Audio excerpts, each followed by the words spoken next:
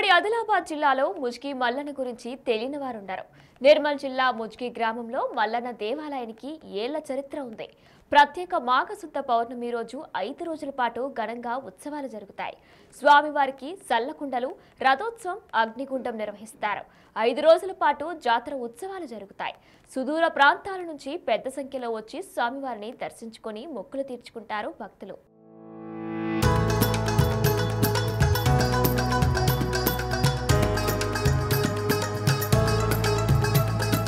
నిర్మల్ జిల్లా ముజ్గి మల్లన్న ఆలయం వైభవోపేతమైన జాతరకు పెట్టింది పేరు.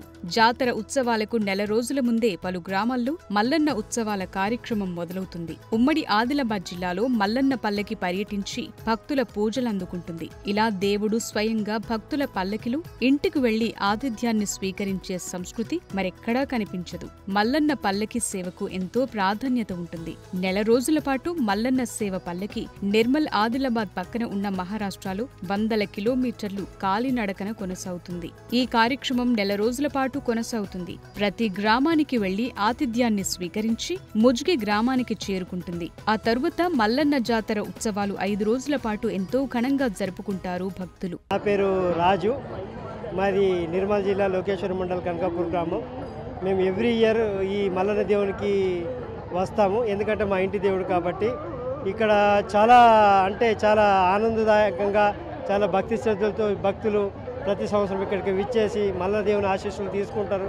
వాళ్ళకు కూడా దేవుడు వాళ్ళ కోరుకున్న కోరికలు తీరుస్తాడు కాబట్టి ఈ దేవుడు చాలా మహిమగల దేవుడు అని అందరూ భావిస్తారు, నమ్ముతారు కూడా. సో ఎందుకంటే ఇక్కడ కూడా ఏర్పాట్లు కూడా బాగున్నాయి. ఇక్కడ ఏంటంటే ఇంకా ఎంత టైం పడుతుంది దర్శనం? మినిమం 1 అవర్ అండి, ఖచ్చితంగా 1 అవర్ అయిన తర్వాతనే అవుతుంది. బట్ ఏంటంటే క్యూ లైన్లో కొద్దిగా ఇబ్బంది అవుతుంది, ఇక్కడ కొన్ని ఫెసిలిటీస్ లేవు కాబట్టి. సో మొత్తానికి బాగుందండి. టెంపుల్ చాలా పురాణ టెంపుల్.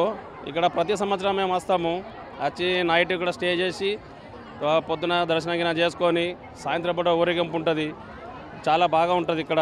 పోయిన సంవత్సరం కోరుకున్నాయి కొంత నెరవేర్చినాయి, అందుకోసం ప్రతి సంవత్సరం వస్తాము. మా తాత ముత్తల సందికి అందరూ వస్తారు.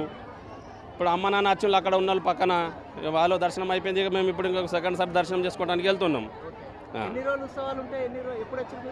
మేము నిన్న నైట్ వచ్చినాము. ఇవాళ స్టే చేస్తాం, సాయంత్రం దాకా ఊరేగింపు చూసి రథము ఉంటుంది కదా, రథంది అది చూసి వెళ్తాము.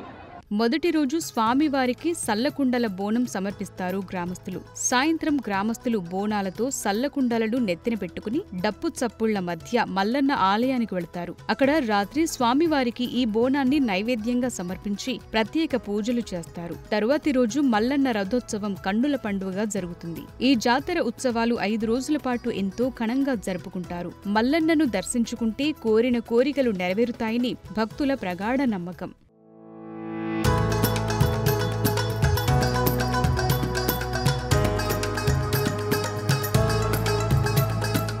ముజ్గి మల్లన్న జాతరలో భాగంగా 3వ రోజు రథోత్సవ కార్యక్రమాన్ని కన్నుల పండుగగా నిర్వహించారు. ఈ సందర్భంగా ఆలయంలో మల్లన్న స్వామికి పసుపు బండారితో ప్రత్యేక పూజలు చేశారు. భక్తులు నిలువెత్తు బంగారంతో తులాభారం చేపట్టారు. కోరిన కోరికలు తీర్చే దేవుడు మల్లన్న స్వామి అని పలువురు భక్తులన్నారు. రథోత్సవ కార్యక్రమాన్ని తిలకించేందుకు నిర్మల్ జిల్లా నుండే కాకుండా చుట్టుపక్కల జిల్లాల నుండి భక్తులు వేలాది సంఖ్యలో తరలివచ్చారు. జాతరకు వచ్చిన భక్తులకు ఎలాంటి ఇబ్బందులు తలెత్తకుండా ఉండేందుకు ఆలయ కమిటీ ఆధ్వర్యంలో అన్ని ఏర్పాట్లు చేశారు. ఎటువంటి అవాంఛనీయ సంఘటనలు జరగకుండా ఉండేందుకు పోలీసులు పటిష్ట బందోబస్తు నిర్వహించారు. మల్లన్న అంటే ఒక శంకరుడి కొడుకు.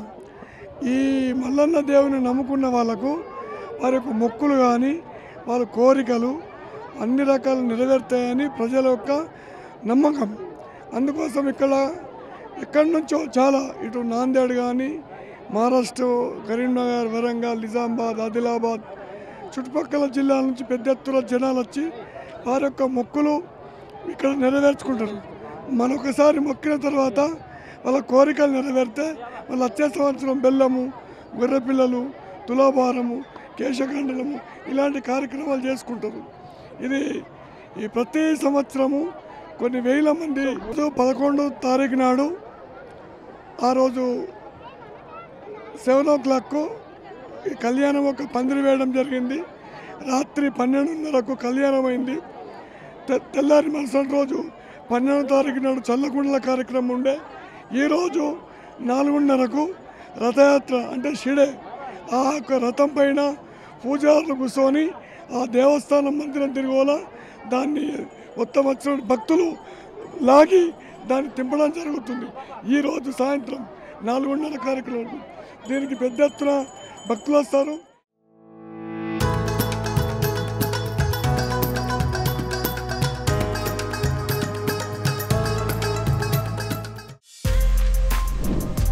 For more videos like this, subscribe Big TV channel.